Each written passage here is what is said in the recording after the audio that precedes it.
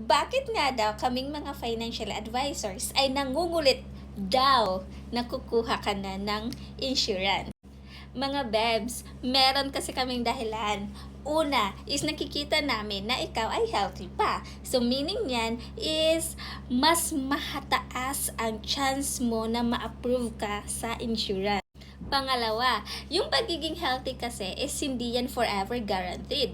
Lalo na sa panahon ngayon, di ba? So habang healthy pa, we must prepare for the uncertain events, kagaya ng sickness. So alin yung pipiliin mo? Meron kang insurance, meron kang health insurance na magagamit kapag nagkasakit, lalo na ng critical illness, or gusto mo yung magbenta ka ng mga ari-arian na inaipundar mo.